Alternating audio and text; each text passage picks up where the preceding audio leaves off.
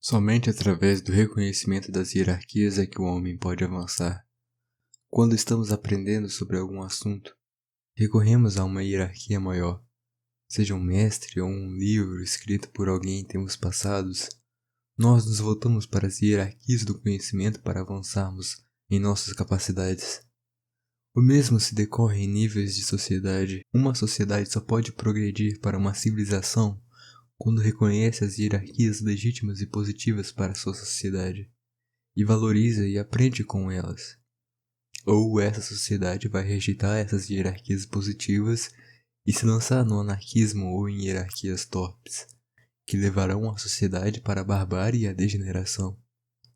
Sejam bem-vindos ao canal do Eremita, seu canal de análises sociológicas independentes.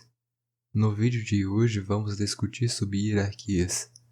Essa é uma palavra que foi extremamente envenenada ao longo dos anos, principalmente por causa de ecos que a ideologia dominante propagou por todos esses anos sobre o pensamento público.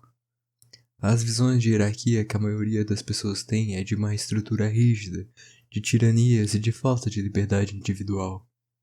Isso porque, teoricamente, a liberdade de um indivíduo de não ter que responder a ninguém é um valor que damos como essencial na civilização ocidental.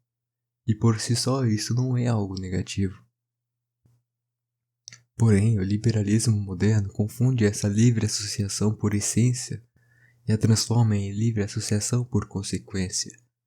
Ao invés do indivíduo ter contato com a própria verdade e entender quais hierarquias são boas e devemos seguir, a ideia se torna que, por meio da razão, nós conseguimos determinar quais as hierarquias boas. Por exemplo, o Estado moderno, as academias seculares, a mídia. Afinal, quem iria questionar essas estruturas totalmente racionais e cobertas da legitimidade pública? Pois bem, o intuito desse vídeo é mostrar justamente o ponto contrário. O homem, muito mais do que um agente racional, é, antes de tudo, um agente hierárquico.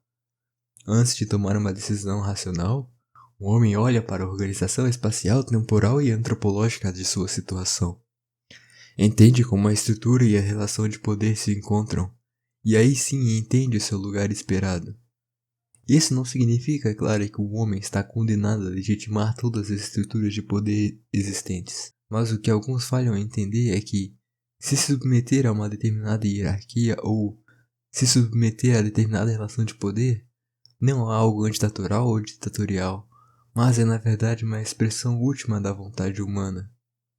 O homem só avança materialmente, espiritualmente e intelectualmente quando reconhece uma hierarquia. Só podemos melhorar se reconhecermos que tem algo ou alguém acima de nós em termos reais. Isso é verdade para a maioria de nós. Temos muito o que aprender com aqueles que já trilharam nosso caminho e os que estão em posições superiores a respeito de nós. Um exemplo claro disso é nas artes marciais, por exemplo, onde o iniciado ou faixa branca tem que aprender com aqueles que possuem as faixas superiores a você, faixa azul, vermelha, preta, etc. Porque são os que já trilharam o mesmo caminho que você vai trilhar. E reconhecendo essas hierarquias, eles adquiriram o conhecimento e a técnica necessária para estar onde estão hoje. Esse mesmo fenômeno se repete em todas as esferas do cotidiano e da existência humana. Basta ver como todas as nossas organizações, enquanto sociedades, estão estruturadas de forma hierárquica.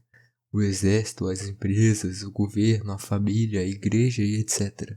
As elites, por outro lado, têm uma outra consideração. Como você vai avançar se você já é o topo da hierarquia? Esse é um trabalho muito mais árduo, e por isso reservado apenas para aqueles que estão no topo das hierarquias do poder e do conhecimento. Para avançar sem uma hierarquia clara é necessário um esforço mental muito grande, e mais do que meramente reconhecer as hierarquias sociais importantes para a transmissão do conhecimento, é necessário reconhecer as hierarquias naturais que governam as leis e as ações do universo. Essa é uma tradição humana que em larga escala permitiu a nossa contínua existência como espécie e em sociedade. Reconhecemos os feitos daqueles que vieram antes, entendemos suas contribuições para que nós pudéssemos existir. O ser humano sozinho é limitado, por isso nós organizamos em sociedade, porque temos algo a ganhar com isso. A divisão do trabalho, a criação de conhecimento, as relações interpessoais, tudo isso só conseguimos vivendo em sociedade, e são coisas realmente valiosas. Ao mesmo tempo, quando essas relações hierárquicas se enfraquecem, as sociedades se enfraquecem. Quando as hierarquias políticas, ao invés de serem instrumentos de ordem e justiça, se tornam instrumentos de tirania e de caos, as sociedades não têm no que se espelhar a não ser na desordem e no caos. Quando as lideranças religiosas se tornam frias e corruptas, há de se esperar o que dos seus seguidores, a não ser que também encontrem esse mesmo caminho? As hierarquias foram feitas para serem fontes de inspiração para o ser humano. Essa é uma observação muito simples. Basta ver quantas crianças que assistem futebol não querem ser o Cristiano Ronaldo ou o Messi, ou quantos músicos não querem ser o Mozart ou o Bach. Isso é porque as hierarquias são formas claras de visualizar diferenças de potência entre indivíduos. Enquanto é muito abstrato você tentar descrever a diferença entre as minhas habilidades intelectuais para a habilidade intelectual de outro, eu posso claramente ver meu nível quando eu comparo minha habilidade com uma hierarquia, seja de pessoas que estão acima de mim ou abaixo de mim. É a partir deste momento em que tomo minha posição na hierarquia que eu posso avançar nela. A perversão da hierarquia torna os incentivos perversos. Se a posição de destaque é dada para pessoas que não necessariamente são melhores que as outras, basta ver o número de pessoas estúpidas que ganham destaque na mídia atual, onde de tudo e de todos se fazem celebridades. O resultado disso é óbvio. Crianças, pessoas de imaginário fracos, adultos infantilizados ou a massa em geral têm como espelho e inspirações pessoas que não realmente representam a hierarquia real e natural a respeito do cargo que estão olhando. Seja políticos corruptos que de fato não representam o ofício de governar, sejam pseudo-celebridades que não conseguem sua fama por talento, mas simplesmente por fator de choque ou etc.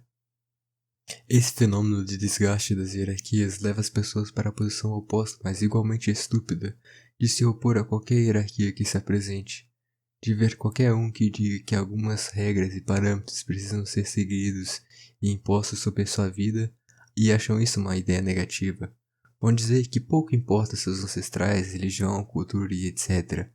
Que ninguém pode mandar em mim e que você deve ser o centro de todas as coisas. Um homem sem hierarquias, primeiramente que não existe. No momento em que você está inserido em um ambiente cultural, você já absorveu muita dessas hierarquias.